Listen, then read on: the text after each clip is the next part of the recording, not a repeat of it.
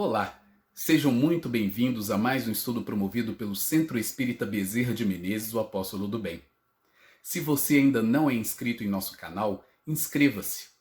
E não esqueça de clicar no sininho de notificações para poder receber um lembrete todas as vezes que um vídeo for lançado.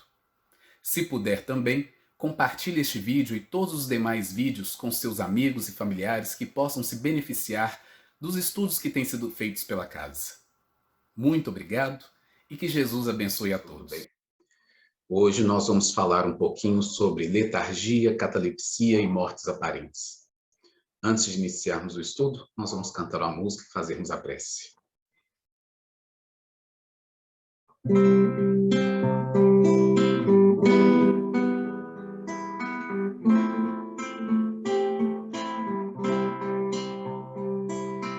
Olho em tudo e sempre encontro a ti.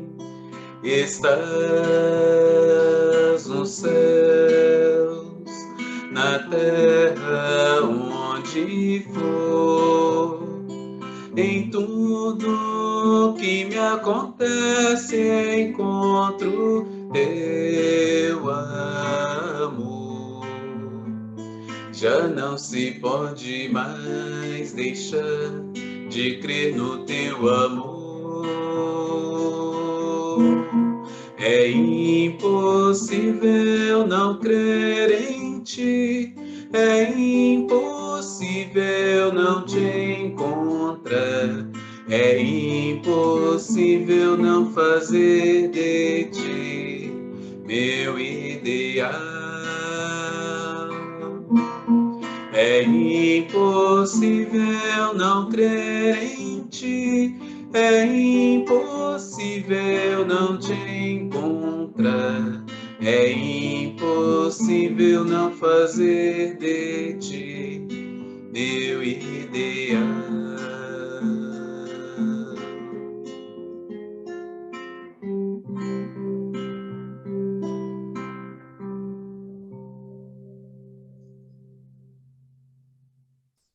Senhor Jesus, queridos amigos espirituais, nós agradecemos por mais esta oportunidade do trabalho, do estudo, de estarmos aqui reunidos em Teu nome para mais este momento. Obrigado por todas as bênçãos recebidas, Senhor Jesus, por todo o amparo, por toda a proteção. E pedimos que o Teu amor esteja com todos aqueles sem necessidades diversas do corpo e do espírito, onde quer que se encontrem, no plano material ou no plano espiritual. Muito obrigado, Senhor Jesus, por tudo. Que assim seja. Então, nós vamos refletir hoje um pouquinho sobre a letargia, catalepsia, mortes aparentes, conforme nós encontramos explicações em O Livro dos Espíritos e alguns casos também no livro O Céu e o Inferno. E nós vamos encontrar este assunto na doutrina espírita quando nós vamos refletir sobre algumas passagens evangélicas, mais especificamente nos evangelhos de João, de Marcos e de Lucas, sobre alguns momentos em que nós encontramos Jesus trazendo da morte, conforme a interpretação das pessoas daquela época, sem conhecimentos científicos e de medicina mais avançados como nós temos hoje, e sem também as explicações sobre os aspectos espirituais dessas situações, conforme vamos encontrar em O Livro dos Espíritos. E então, nós vamos encontrar aí a guisa de milagres. E nós já entendemos também pela doutrina espírita de que milagres não existem, porque não é possível derrogar uma lei divina. Não é possível contrariar uma lei divina. Mas então, se assim o é, o que de fato havia cometido estas pessoas que nós vamos encontrar nos evangelhos e que Jesus então pôde trazê-las de volta na interpretação que nós vamos encontrar pela leitura apenas dos evangelhos, trazendo essas pessoas de volta à vida, tendo estas mesmas morrido. Nós vamos encontrar no Evangelho de João a passagem de Lázaro, irmão de Marta e Maria, em que ele já estava, em teoria, morto há 4 dias. E já havia, inclusive, sido sepultado, conforme as tradições do povo àquela época. Já estava todo atado nos panos, nos tecidos que eles utilizavam para poder preparar os corpos. Estava lá já em sua sepultura há 4 dias. Jesus, então, chega, desata-lhe os nós e o chama de volta à vida.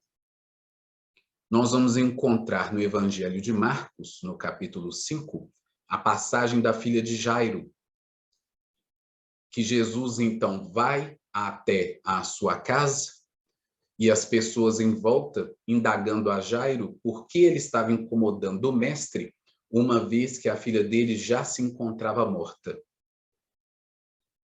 E Jesus, então, pede para que eles se retirem e fala para Jairo que ela não estava morta, mas dormia. E chama, então, a menina de volta e ela desperta novamente. De forma similar, nós vamos encontrar no Evangelho de Lucas, no capítulo 7, o defunto de Naim. Jesus estava indo até aquela cidade e, chegando na entrada, ele se encontra com uma grande multidão carregando um caixão de um filho de uma senhora que era viúva, o único filho dessa senhora, que estava morto. Ele fala para esta mulher parar de chorar, porque o filho dela não estava morto. Chega até o caixão, chama-o de volta à vida, ele se assenta e conversa. E sem os conhecimentos da doutrina espírita para nos esclarecer sobre isso, fica parecendo um milagre, como se Jesus pudesse trazer de volta à vida pessoas que efetivamente estavam mortas. Mas isso é de fato possível? Então, vamos ver o que os espíritos têm a nos dizer a este respeito. Quais são as instruções para a gente entender essas passagens à luz da doutrina espírita? Na questão 422 do Livro dos Espíritos, cujo tema central é letargia, catalepsia e mortes aparentes, nós vamos encontrar Kardec fazendo a seguinte questão. Os letárgicos e os catalépticos, em geral, veem e ouvem o que em derredor se diz e faz, sem que possam exprimir que estão vendo e ouvindo. É pelos olhos e pelos ouvidos que têm essas percepções? Então, Kardec, a esta época, a ciência já havia evoluído o suficiente para categorizar estas mortes aparentes com os nomes de letargia e catalepsia, que nós vamos ver aqui também na explicação dos espíritos a diferença.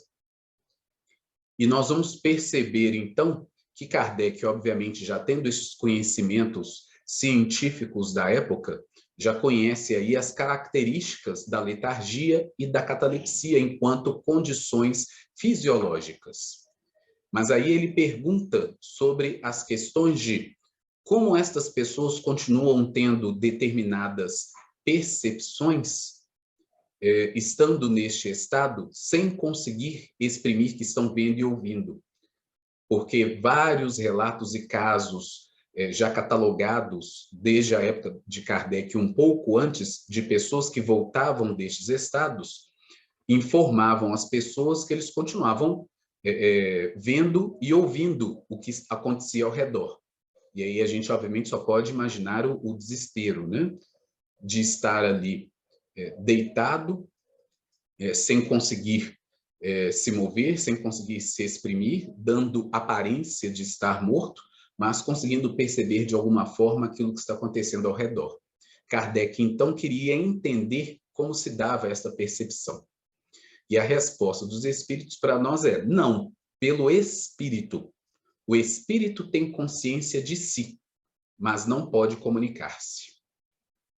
Então, nós já sabemos aí que pelas propriedades do próprio perispírito, que tem em toda a sua extensão as possibilidades de perceber o seu ambiente, especialmente estando desprendido do corpo. Nós vamos ver isso no estudo sobre mediunidade, sobre as percepções do médium, que as percepções não acontecem com os olhos materiais ou com os ouvidos do corpo material, mas sim através do perispírito.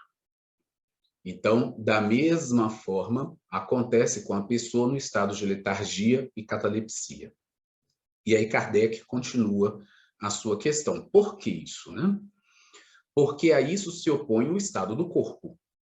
E esse estado especial dos órgãos vos prova que no homem há alguma coisa mais do que o corpo, pois que, então, o corpo já não funciona e, no entanto, o espírito se mostra ativo.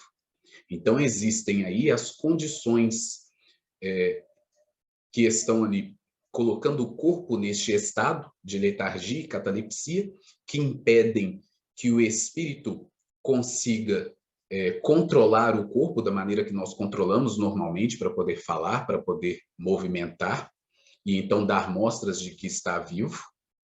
Então, são essas condições especiais aí da letargia e catalepsia que colocam o corpo neste estado, provando aí que existe algo além do corpo, que existe o espírito, que o espírito existe, que vive além do corpo. O espírito está plenamente ativo, mas o corpo não consegue obedecer-lhe os comandos. Na questão 423. Na letargia, pode o espírito separar-se inteiramente do corpo, de modo a imprimir-lhe todas as aparências da morte e voltar depois a habitá-lo? Então, observe aí a pergunta de Kardec, que é uma referência direta a estas passagens nos evangelhos que nós falamos no início. Pois que, para todos os efeitos, na descrição destes evangelhos, destes capítulos nos evangelhos, essas pessoas estavam mortas. As pessoas ao redor acreditavam que essas pessoas estavam mortas. Então, Kardec está aqui fazendo uma pergunta de muita importância, de muita relevância, com muito bom senso, que é para nós entendermos de fato aquilo que se dá. E por isso ele usa aí a expressão separar-se inteiramente do corpo, ou seja, desprendimento completo, quando não há mais ligação entre o perispírito, que está sempre com o espírito, do corpo físico, a separação completa, a morte, de fato. E aí, neste caso, seria possível voltar a habitar este corpo depois de ter havido essa separação completa? E aí, neste caso, aquilo que aconteceu nos evangelhos é realmente Jesus com o poder de fazer o espírito voltar a habitar um corpo que efetivamente morreu? Então, esta pergunta de Kardec é extremamente importante. E a resposta dos espíritos é: na letargia, o corpo não está morto, porquanto há funções que continuam a executar-se. Sua vitalidade se encontra em estado latente, como na crisálida, porém não aniquilada. Ora, enquanto o corpo vive, o espírito se lhe acha ligado. Em se rompendo por efeito da morte real, ou seja, o rompimento de fato destes laços que unem o espírito e o corpo, através do perispírito, e pela desagregação dos órgãos, os laços que prendem um ao outro, integral se torna a separação, e o espírito não volta mais ao seu envoltório. Desde que um homem aparentemente morto volve à vida, é que não era completa a morte. Então, mostrando para nós aí categoricamente quando nós estamos fazendo a leitura dessas passagens no Evangelho que citamos no início, Lázaro, a filha de Jairo, o defunto na cidade de Naim, é que nenhum dos três estava morto, de fato. Estavam aí na condição de morte aparente, na condição de letargia. Dão a aparência de morte por conta da inatividade do corpo e da vitalidade que entra em estado aparente. Motivo pelo qual, desde que essas condições físicas foram descobertas pela medicina, ainda que não completamente entendidas, né, do porquê elas acontecem, dá-se aí um período para o enterro das pessoas, para que não aconteça de enterrar pessoas que não estão mortas de fato. E todo mundo já deve ter ouvido algum caso desse tipo. Já aconteceu até com famosos, né? Até com atores aí, se vocês forem pesquisar. Mas significa que a pessoa não estava morta. Mas o corpo entra num estado tal de latência que, às vezes, até com instrumentação moderna, é difícil perceber que a pessoa está viva. Então, é um estado que pode acometer algumas pessoas. Mas não significa que ela esteja morta de fato. Uma vez que os laços que unem o espírito e o corpo tenham de fato se desfeito, esta pessoa está de fato morta e não é possível, pelas leis divinas, o espírito voltar a habitar este corpo. Então, aquilo que Jesus fez por Lázaro, pela filha de Jairo, pelo defunto em Naim, foi tão somente devolver a vitalidade que estava latente ao seu estado ativo, ao corpo destes três indivíduos, a fim de que o espírito pudesse novamente ter controle sobre o corpo. Ou seja, um despertar, mas não trazer de volta da morte. Que isto fique bem claro, então. Na questão 424, Kardec continua sobre este assunto. Por meio de cuidados dispensados a tempo, podem reatar-se laços prestes a se desfazerem e restituir-se à vida um ser que definitivamente morreria se não fosse socorrido? Sem dúvida, e todos os dias tendes a prova disso. O magnetismo, em tais casos, constitui muitas vezes poderoso meio de ação, porque restitui ao corpo o fluido vital que lhe falta para manter o funcionamento dos órgãos. Então, olha aí a explicação dos espíritos superiores sobre estes eventos que nós encontramos nestes 3 capítulos no Evangelho, essas 3 passagens, como em vários outros casos que a ciência já relatou, que a medicina já relatou aí através das décadas passadas, dos séculos passados, e que nós encontramos ainda hoje. Então, por isso, os espíritos superiores vêm nos trazer essa resposta, e Kardec está fazendo essa pergunta exatamente para poder entender como foi possível, por exemplo, nestas 3 passagens do Evangelho, Jesus despertar, Lázaro despertar a filha de Jairo, e assim por diante. E como é possível, né, e como era possível à época de Kardec, ou mesmo na nossa época hoje, fazer algo semelhante, uma vez que a pessoa não tenha morrido de fato, como nós vimos na questão anterior. Prestes, né, como ele coloca aí, prestes a se desfazerem. Então ainda não é rompido, mas estando prestes a se romper, caso não fosse socorrido, e na possibilidade disso acontecer, os espíritos nos esclarecem aí que é através do magnetismo. Então, através da transmissão do fluido magnético, do fluido vital, é possível reabastecer aquele corpo ali, prestes a ter os seus laços desfeitos, e trazer-lhe a vitalidade de volta. Kardec escreve uma nota a este respeito para poder nos esclarecer. E ele fala que a letargia e a catalepsia derivam do mesmo princípio, que é a perda temporária da sensibilidade do movimento, por uma causa fisiológica ainda inexplicada. Diferem uma da outra em que, na letargia, a suspensão das forças vitais é geral e dá ao corpo todas as aparências da morte. Na catalepsia, fica localizada, podendo atingir uma parte mais ou menos extensa do corpo, de sorte a permitir que a inteligência se manifeste livremente, o que a torna inconfundível com a morte. A letargia é sempre natural. A catalepsia é, por vezes, magnética. Então, ele aponta aí para nós algumas diferenças. E nós vamos entender, através dessas explicações, que essas pessoas, então, quando estão neste estado de morte aparente, dando todas as aparências da morte, como ele coloca para nós, estão num estado letárgico, no estado de letargia. E então nós entendemos que é neste estado que se encontravam Lázaro, que se encontrava a filha de Jairo, que se encontrava este defunto de Naim. E através, então, do seu poderoso magnetismo, Jesus restabelece as forças vitais desses indivíduos, despertando-os novamente, colocando-os no controle de volta aos seus corpos.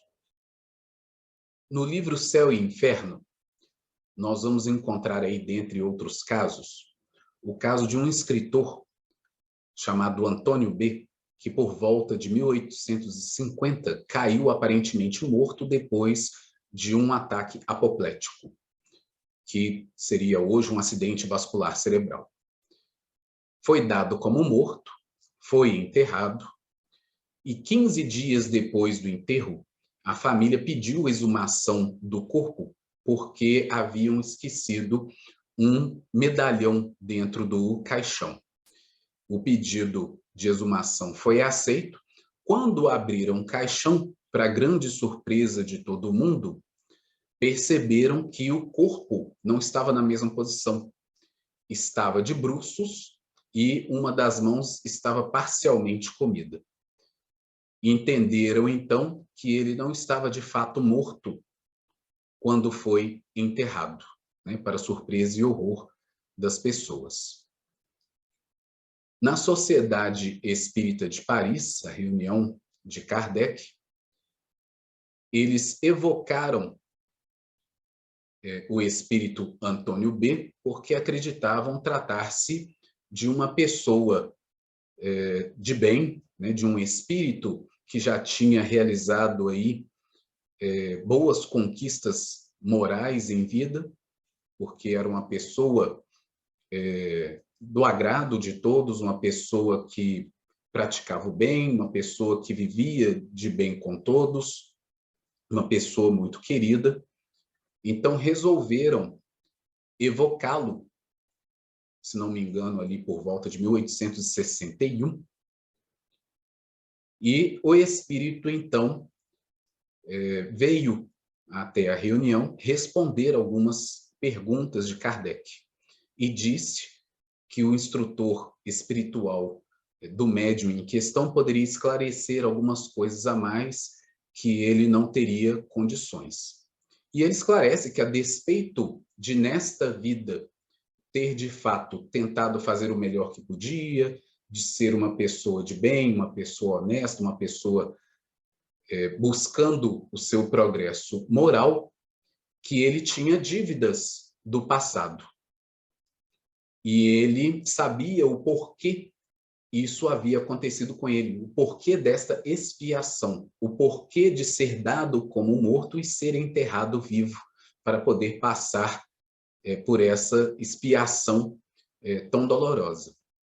E ele explica que em encarnação passada, ele havia enterrado a sua própria esposa viva. Uma vez, então, terminada a comunicação, o espírito Erasto, que era o guia espiritual do médium, vem esclarecer a Kardec e aos demais participantes ali na reunião mediúnica que este espírito, Antônio B., ele mesmo havia pedido por esta expiação, sabendo a natureza dos seus débitos, ainda que este espírito, que era sua esposa nesta encarnação, já o houvesse perdoado desde há muito, ele ainda precisava expiar este crime, e ele mesmo pediu por esta expiação a fim de atingir mais rápido as esferas superiores. Então, foi voluntário este pedido, um pedido incomum, o próprio Espírito Erasto coloca, um pedido raro, mas foi atendido porque sabiam que ele tinha condições de passar por esta expiação e tirar de fato proveito dela, resgatando estes débitos passados. Então, só um destes casos aí no livro Céu e Inferno, para a gente poder também ter uma dimensão, obviamente, do porquê. Porque Kardec, em O Livro dos Espíritos, nos fala sobre a letargia e a catalepsia em si, do fenômeno em si, das suas causas, da sua aparência, das suas diferenças, de como é possível trazer uma pessoa de volta, e nós entendermos lá, nessas passagens do Evangelho, que não se tratava de pessoas mortas de fato, mas é importante também, através da doutrina espírita, nós entendermos alguns porquês, enquanto prova, enquanto expiação, entendermos, nesses casos mais extremos, como o do senhor Antônio B., o porquê de algo desse tipo acontecer com alguém.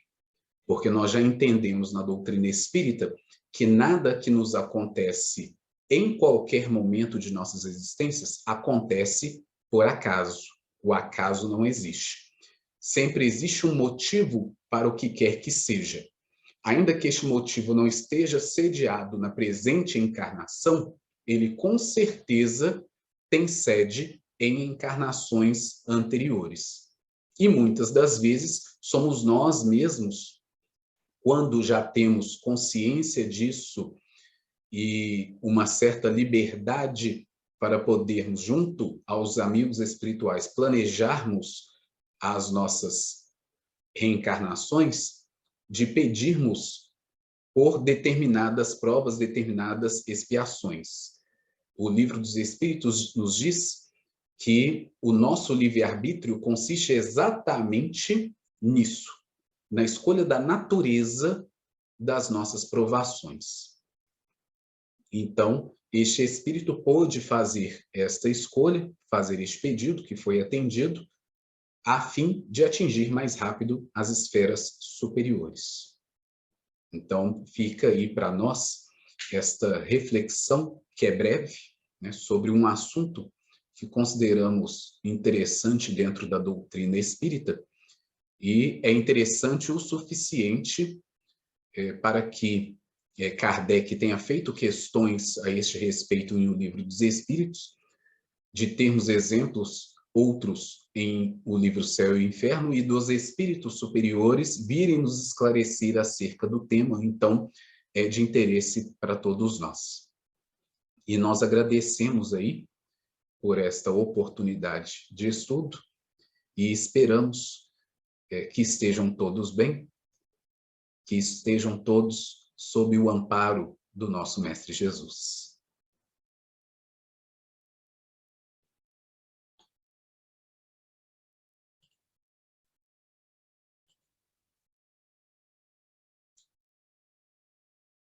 Senhor Jesus, nós agradecemos mais uma vez por esta oportunidade de estudo e de reflexão.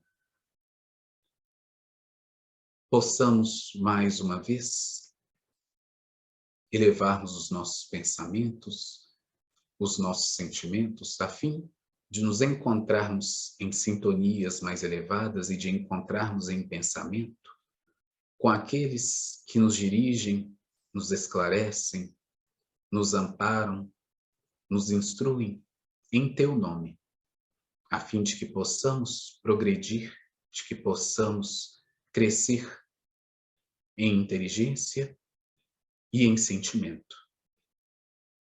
Muito obrigado por tudo, Senhor Jesus. Esteja com todos nós. Que assim seja.